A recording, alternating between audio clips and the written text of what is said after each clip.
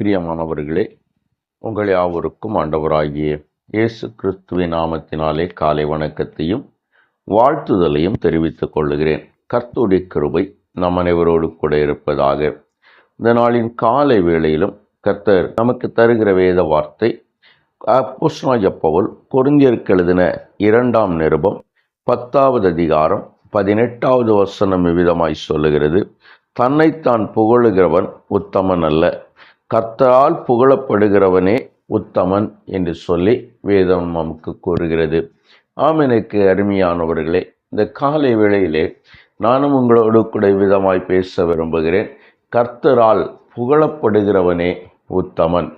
என்னை கேட்டுக்கொண்டிருக்கிற என் அன்பு தேவனுடைய திருச்சபையே, நம்ம எல்லாருக்கும் ஒரு ஆவல் உண்டு.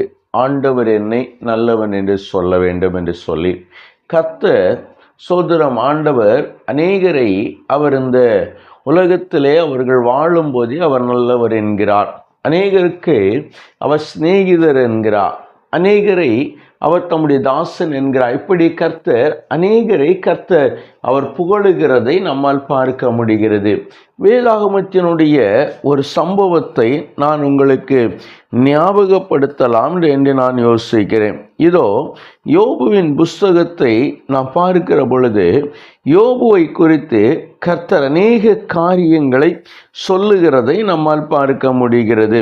என்னை கேட்டுக்கொண்டிருக்கிற என் அன்பு தேவனுடைய திருச்சபையே, வேதம் சொல்லுகிறது, இந்த யோபுவை சோதரம் குறித்து கர்த்தர் சொல்லுகிறார், என் தாசனாகிய யோபுவின் மேல் கவனம் வைத்தாயோ, உத்தமனும் சன்மார்க்கனும் தேவனுக்கு பயந்து பொல்லாப்புக்கு விலகிறவனுமாகிய அவனைப் போல் பூமியில் ஒருவனும் இல்லை என்றார்.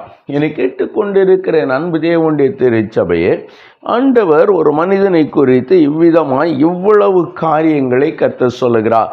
அவன் உத்தமன் என்கிறார், அவன் சன்மார்க்கன் என்கிறார், அவன் என்னுடைய தாசன் என்கிறார், அவன் தேவனுக்கு பயந்து பொல்லாப்புக்கு விலகிறவன் என்கிறார். இதெல்லாம் கர்த்தர் ஒரு மனிதனை குறித்து கொடுக்கிற சாட்சி. இந்த சாட்சி தான் சத்ருவை எரிச்சலடைய செய்தது. என்னை கேட்டுக்கொண்டு இருக்கிற அன்பு தேவனுடைய திருச்சபையே, எனவேதான் சத்துரு சொல்லுகிறான், யோபு விருதாவாக பயப்படுகிறான்.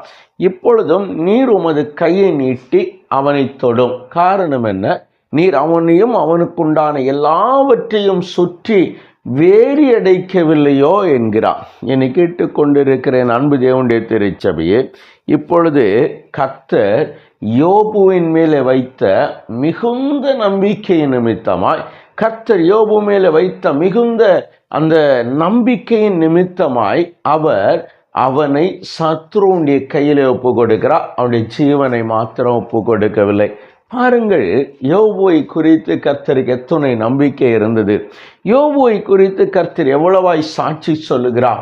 யோபுவை குறித்து தேவன் எவ்வளவு அதிகமாய் பேசுகிறார். அதே வேளையிலே அந்த யோபுவின் புஸ்தகத்தை முடித்து கர்த்தர் சோதரம் மறு உத்தரவு அருளும் போது ஆண்டவர் சொல்லுகிறார், என் தாசனாகிய யோபுவை போல் நீங்கள் நிதானமாய் பேசவில்லை என்று சொல்லுகிறார். பாருங்கள், தன்னுடைய உபத்திரவத்தின் மத்தியிலும் தன்னுடைய உபத்திரவத்தின் அந்த உச்சகட்டத்திலையும் வேதம் சொல்லுகிறது, கர்த்தர் சொல்லுகிறார், யோபு தேவனை குறித்து நிதானமாய் பேசினானாம். என்னை கேட்டுக்கொண்டிருக்கிற என் அன்பு தேவனுடைய திருச்சபையே, இன்றைக்கு நம்மை குறித்து கர்த்தர் என்ன சொல்லக்கூடும்? ஒரு நிமிடம் இந்த வேளையிலே நாம் சிந்திக்க போகிறோம். கர்த்தர் நம்மை குறித்து சாட்சி சொல்லுவார் என்று சொன்னால் என்ன சொல்லக்கூடும்? நாமும் தேவனுக்கு முன்னாய் இந்த யோபுவை போல உத்தமர்களாய், சன்மார்க்கர்களாய், நீதிமான்களாய், இதோ கர்த்தருக்கு பயப்படுகிறவர்களாய், அவருடைய தாசர்களாய், தேவனை குறித்து நிதானமாய் பேசுகிறவர்களாய் இருக்கிறோமா என்பதை சோதரம் ஒரு முறை பரிசோதித்துவிட்டு, ஒருவேளை இதில் ஏதாயிலும் நாம் தவறி இருப்போம் என்று சொன்னால் அதை பெற்றுக்கொள்ளும்படியாய் கண்களை மூடி ஜெபிக்கலாமா? எங்களை நேசிக்க நல்ல தகப்பனே, இந்த நல்ல வேளைக்காய் நாங்கள் உம்மை நன்றியோடு துதிக்கிறோம். நீர் நல்லவர் ஆண்டவரே, மகிமையானவர், மகத்துவமானவர்.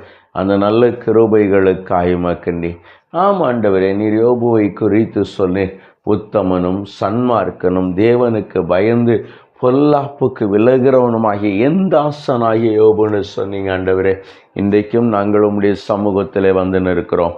உம்முடைய பிள்ளைகளாய் நாங்கள் வந்து நிற்கிறோம் ஆண்டவரே.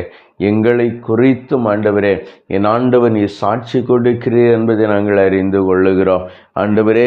எங்களை குறித்து தகப்பனே அப்பா உம்முடைய சாட்சி நன்மையானதாயிருக்கும்படியாய் எங்களை ஆண்டவர் ஒரு முறை கூட தகுதிப்படுத்துவீராக. நாங்கள் எங்காயிலும் ஆண்டவரை விலகி இருப்போம் என்று சொன்னார். நாங்கள் எங்காயிலும் ஆண்டவரே சோதரம் உம்மை விட்டு ஆண்டவரை தூரம் போயிருப்போம்னு சொன்னார். என் ஆண்டவர் மன்னித்து ஆண்டவரே மீண்டுமாய் இணைத்து கொள்ளும் ஆண்டவரே. அப்பா இந்த நாள் முழுவதும் கர்த்தர் பாதுகாத்து கொள்ளும். இந்த நாள் முழுவதும் தேவன் வழி நடத்தும். கிருபையாய் எங்களை சூழ்ந்து கொள்ளும். இயேசுவின் நாமத்தில் ஜெபிக்கிறோம் எங்கள் ஜீவனுள்ள நல்ல பிதாவே. ஆமீன், ஆமீன், ஆமீன்.